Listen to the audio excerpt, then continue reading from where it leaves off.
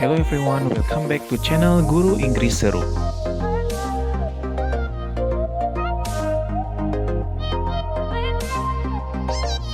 Kali ini kita akan membahas beberapa prediksi soal CPNS untuk tahun 2021.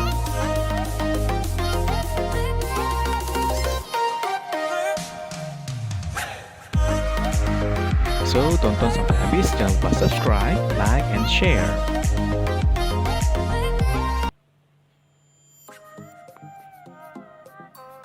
Soal yang pertama, sekolah kami mengadakan kunjungan wisata ke Sumatera Barat.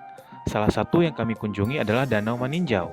Danau Maninjau sangat indah. Kami menyempatkan berjalan di tepi danau dan merasakan segarnya air danau. Temanku menuliskan sebuah kalimat pada secari kertas. Kertas tersebut dimasukkan dalam botol dan siap dilempar ke tanah danau. Pemandu wisata kami berteriak, "Indak Mulia, mambuang sarok di sika." Kami bingung dan saling berpandangan. Melihat kebingungan kami, ia mengulanginya dengan bahasa Indonesia, "Jangan membuang sampah di situ." Dalam hal ini, pemandu wisata telah menunjukkan sikap menjunjung tinggi nilai-nilai Pancasila, yaitu sila dengan lambang. Jawabannya adalah B, pohon beringin. Sesuai dengan sila ketiga dengan lambang pohon beringin, karena terdapat unsur mengembangkan rasa cinta kepada tanah air dan bangsa. Sementara, apabila ada soal yang terdapat unsur mengembangkan sikap saling mencintai sesama manusia, termasuk sila kedua atau ditunjukkan dengan lambang rantai.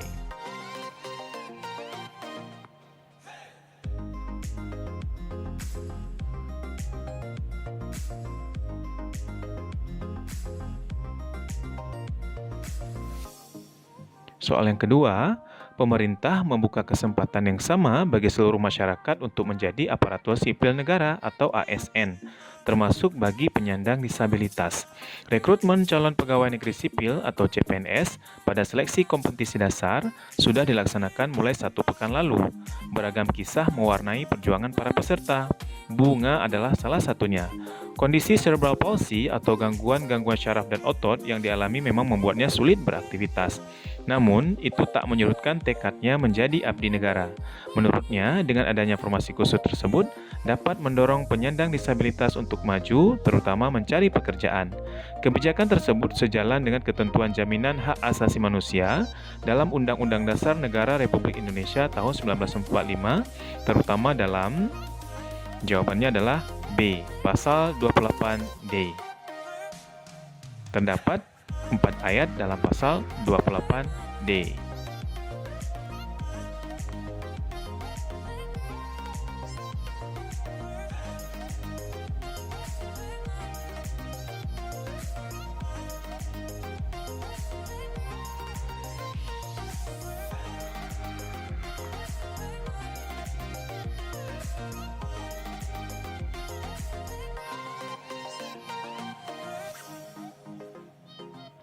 Soal ketiga, Bupati Lamongan meresmikan Desa Pancasila sebagai desa wisata religi karena Desa Pancasila dinilai memiliki potensi besar sebagai contoh terlaksananya toleransi dan wujud dari Bhinneka Tunggal Ika. Hal ini tercermin dalam Undang-Undang Dasar Negara Republik Indonesia tahun 1945, menjamin hak asasi manusia sesuai wacana yaitu dalam jawabannya adalah C, pasal 29. Dalam pasal 29 terdapat 2 ayat. Yang pertama, negara berdasarkan atas ketahanan yang Maha Esa. Ayat yang kedua, negara menjamin kemerdekaan tiap-tiap penduduk untuk memeluk agamanya masing-masing dan untuk beribadat menurut agamanya dan kepercayaannya itu.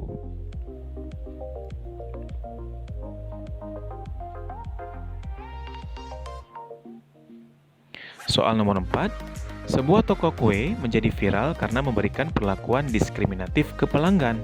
Dalam undang-undang, perlakuan diskriminatif ini dilarang tegas.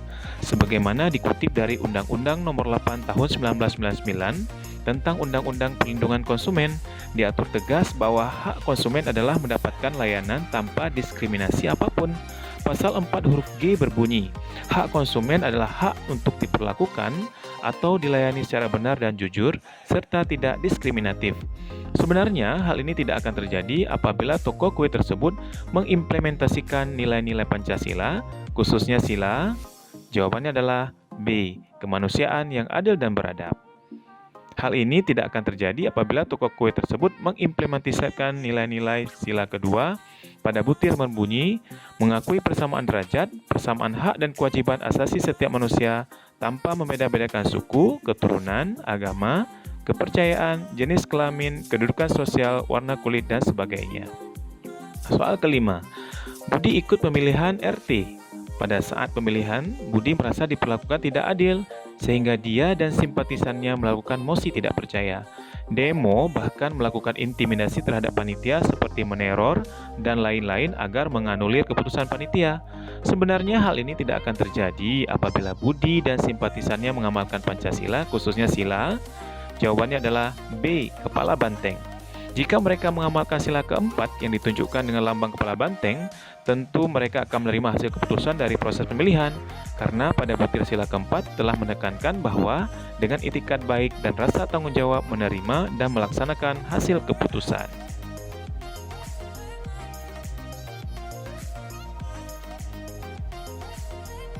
Soal keenam, konsepsi Pancasila tentang hubungan antara manusia dan masyarakatnya adalah terciptanya keselarasan, keserasian, dan keseimbangan yang berarti jawabannya adalah D. Meletakkan kepentingan umum di atas kepentingan pribadi dan golongan.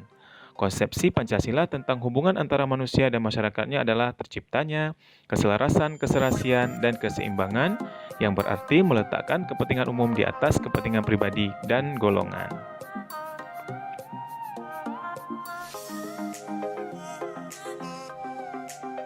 Soal yang ketujuh, untuk dapat menjadi bangsa yang maju, Indonesia berupaya meningkatkan kualitas sektor pendidikan. Salah satu caranya adalah dengan mengirimkan putra-putri terbaik bangsa untuk belajar dari berbagai perguruan tinggi terbaik di dunia. Banyak kerjasama telah dijalin pemerintah Indonesia dengan berbagai organisasi internasional dalam penyediaan bantuan dana berupa scholarship, fellowship, atau grant khusus kepada pelajar dari Indonesia. Hal di atas merupakan bentuk dari pengamalan dari Pancasila, khususnya sila yang ditunjukkan dengan lambang. Jawabannya adalah D, rantai. Pengamalan sila kemanusiaan yang adil dan beradab ditunjukkan dengan lambang rantai, mencakup bekerjasama dengan bangsa lain dalam hal pendidikan untuk meningkatkan harkat dan martabat bangsa Indonesia.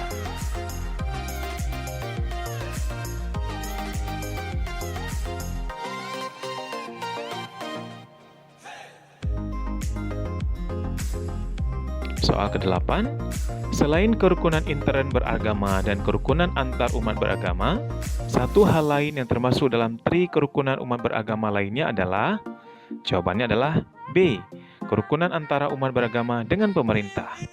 Penjelasannya, tri kerukunan umat beragama tersebut meliputi 3 pokok. Yang pertama, kerukunan antar umat beragama, kerukunan intern umat beragama, dan kerukunan umat beragama dan pemerintah.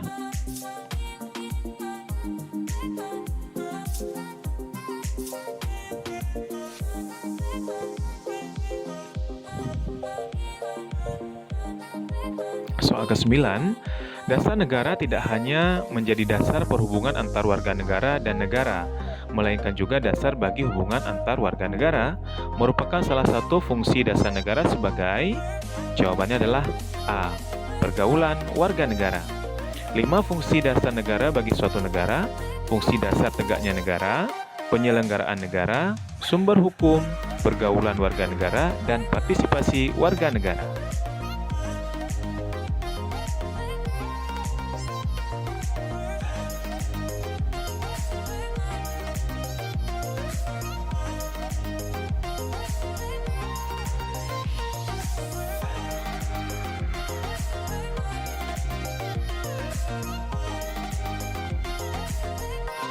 Soal ke-10, tidak bermewah-mewahan dan bersikap hemat adalah contoh pengamalan sila, khususnya sila ke, jawabannya adalah A, sila kelima dalam Pancasila. Tidak bermewah-mewahan dan bersikap hemat merupakan contoh dari implementasi sila kelima Pancasila, khususnya pada butir tidak menggunakan hak milik untuk hal-hal yang bersifat pemborosan dan gaya hidup mewah.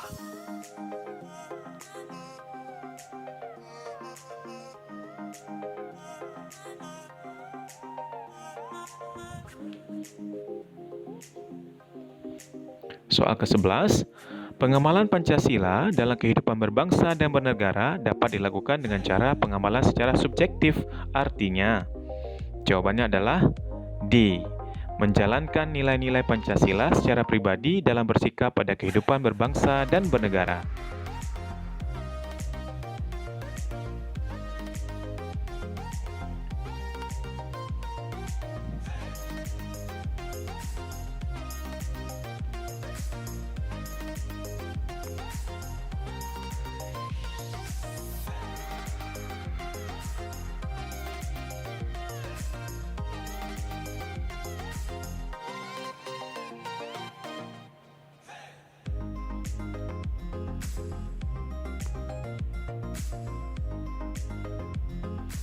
Soal ke-12, setiap tanggal 17 Agustus, rakyat Indonesia selalu merayakan Hari Kemerdekaan sebagai hari besar nasional.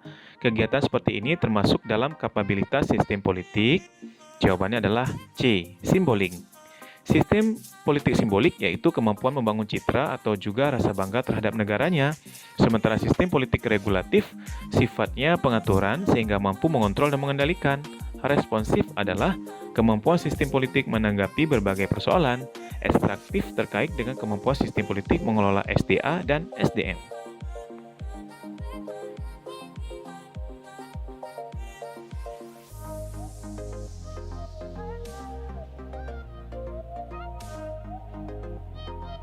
Soal ke-13, foto seorang ibu membawa anak yang duduk selonjoran di bangku KRL menjadi viral.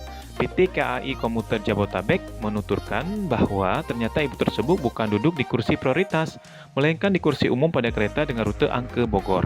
Padahal soal imbauan sudah ditempelkan di pintu-pintu dan jendela KRL. Nah, jika kita cermati, sebenarnya hal-hal seperti ini tidak akan terjadi apabila ibu tersebut mengamalkan nilai-nilai Pancasila, terutama sila. Jawabannya adalah B. Sila kedua. Hal di atas merupakan contoh tidak adanya tenggang rasa di KRL. Sang ibu tidak menghargai pengguna KRL lainnya yang terganggu olehnya. Hal ini tidak akan terjadi apabila ibu tersebut menerapkan nilai-nilai Pancasila, khususnya sila kedua pada butir mengembangkan sikap saling tenggang rasa dan tepat selira.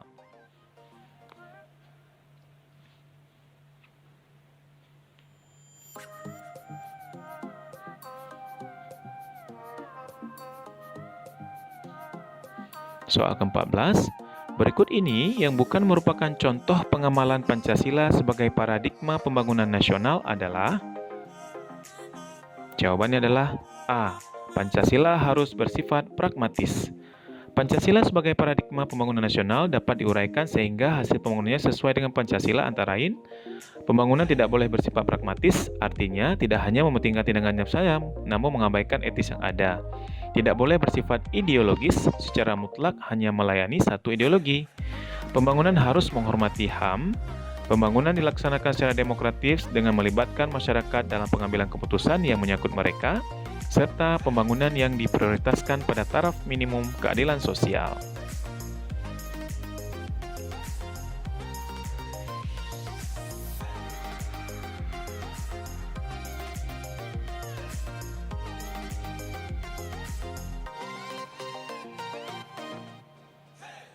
Soal ke-15, negara mempunyai kedaulatan dan yurisdiksi sepenuhnya terhadap wilayahnya yang bersifat lengkap. Hal ini berarti jawabannya adalah B. Negara dapat memiliki akses terhadap semua wilayah negara tersebut. Penjelasannya, kedaulatan dan yurisdiksi suatu negara bersifat lengkap karena negara tersebut dapat memiliki akses terhadap semua wilayah negara tersebut, termasuk semua penduduk yang berada di wilayah itu tanpa memandang nasionalitasnya.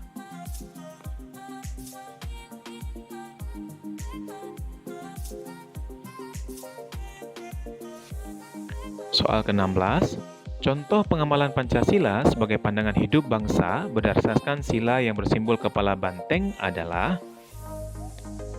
Jawabannya adalah D. Menempatkan kepentingan umum di atas kepentingan pribadi atau golongan. Sesuai sila keempat dalam butir Pancasila adalah mendahulukan kepentingan bersama di atas kepentingan pribadi dan golongan.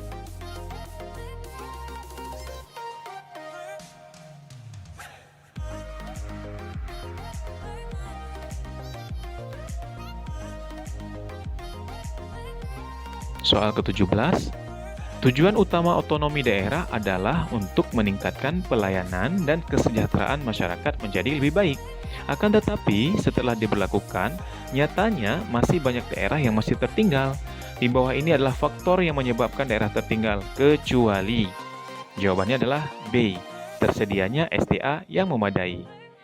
Yang bukan merupakan faktor yang menyebabkan daerah tertinggal adalah tersedianya sumber daya alam yang memadai.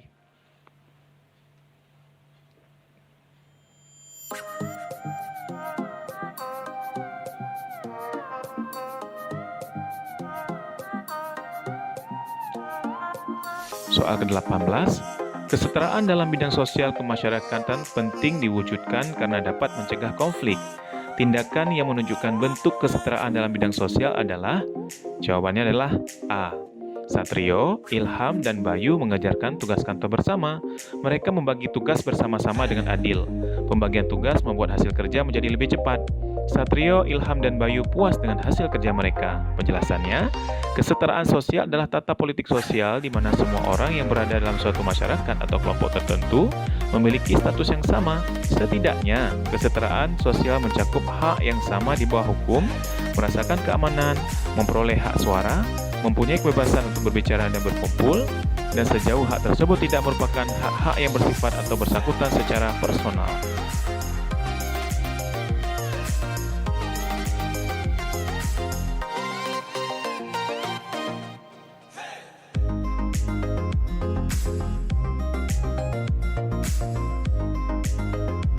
Soal ke-19, kakek Aris bercerita bahwa ketika masa Belanda merongrong dan tidak mengakui kemerdekaan bangsa Indonesia, beliau ikut dalam peperangan.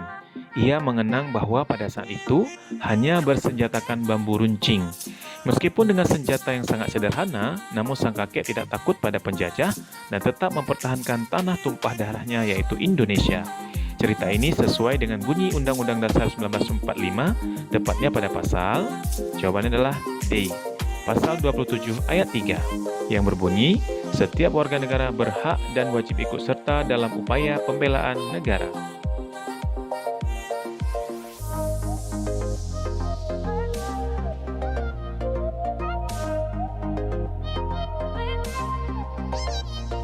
Soal 20, Dinas Intelijen Australia pernah berupaya menyadap telepon seluler Presiden Susilo Bambang Yudhoyono. Informasi ini terungkap dalam dokumen Badan Keamanan Nasional Amerika Serikat yang dibocorkan Edward Snowden. Kasus penyadapan pembicaraan Presiden Indonesia melalui jaringan telepon yang dilakukan oleh intelijen asing termasuk dalam bentuk ancaman. Jawabannya adalah C. Spionase. Spionase adalah upaya mengumpulkan data atau informasi rahasia mengenai sebuah negara atau organisasi lainnya tanpa seizin pemilik sah informasi. Salah satu contohnya adalah penyadapan jaringan telepon yang dilakukan oleh intelijen asing terhadap Presiden Indonesia.